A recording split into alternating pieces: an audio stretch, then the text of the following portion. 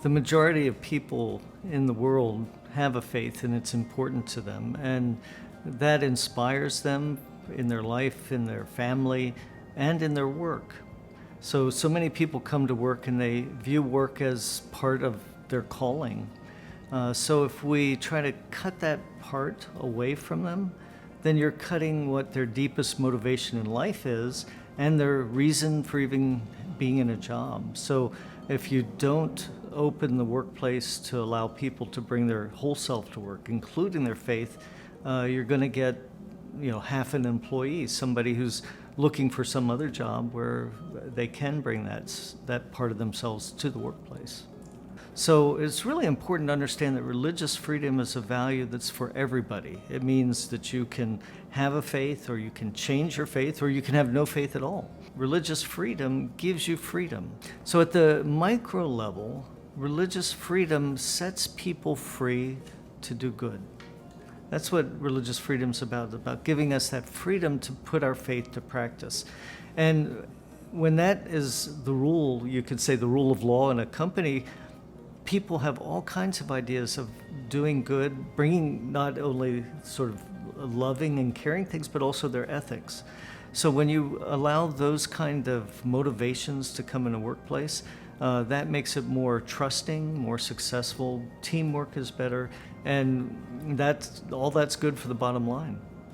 So it is such a differentiator for companies when people feel like there's a loyalty here because they're loyal to me as a person and me and my community. Companies that have been the most successful in opening the door to faith have done it intentionally. They've thought about it, and they've aligned this with their company mission. So instead of saying, okay, let's have church or let's have mosque or whatever on campus, it's, okay, we want you to have this faith, and how is it that what you want to do helps our company succeed? One of the best examples I've seen is in Intel, where the head of the Christian group there said, what we're doing, bringing people, allowing them to bring their faith to work is really benefiting people, the teamwork, the bottom line, retention. We're just having a lot of success, but there's also a Muslim group and a Jewish group and a Baha'i group and a Hindu group and an atheist agnostic group. So what he said is, why don't we form a coalition of these faith and belief groups so that we can work together to help our whole company see that this is okay to bring your faith to work, or your beliefs if you don't have a religious faith. And you know what? Everybody said that's a great idea. Even the atheist agnostics showed up and they said, we're on board. Now let's talk about what we can do together to impact our workplace. So as a Christian, instead of shying away from working with people who are different, instead he said, this is an important cause for people, so would you like to join me in it? So that's a different beginning point than saying, okay, we're Christians or we're Muslims and we want to do this at work. Instead, it's, okay, everybody, you're welcome, and let's see how you can help the company. And just an example, at American Express, they have a Christian group, a Muslim group, and a Jewish group that have been set up, and they all have the same mission: to recruit and retain the best Jewish talent for this company. Well, that's the Jewish group.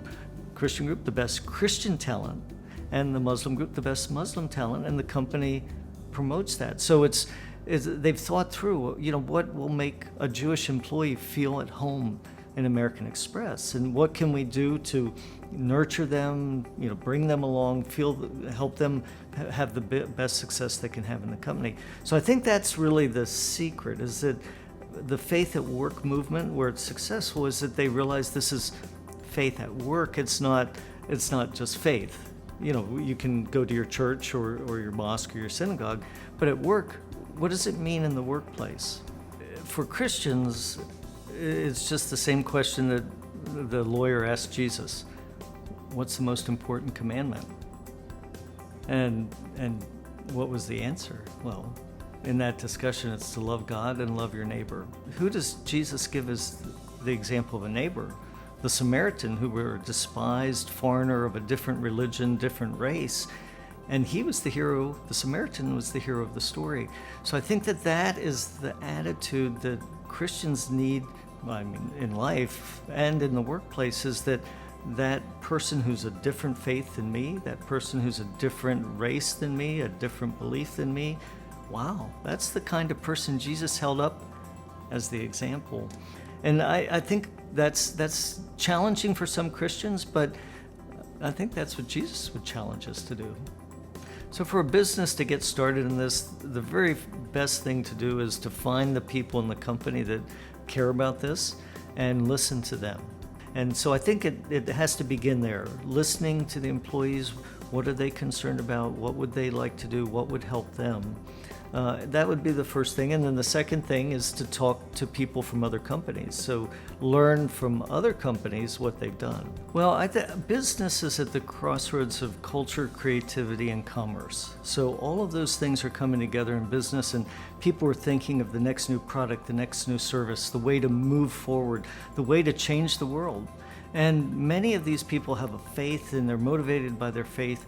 So my hope is that this faith motivation that's inside of so many people in some of the best companies gets shown in the light of day, that people can see that that's an important part of what's making our world have the next big discovery, the next big invention, the next big solution to a pandemic or to whatever problems we're facing.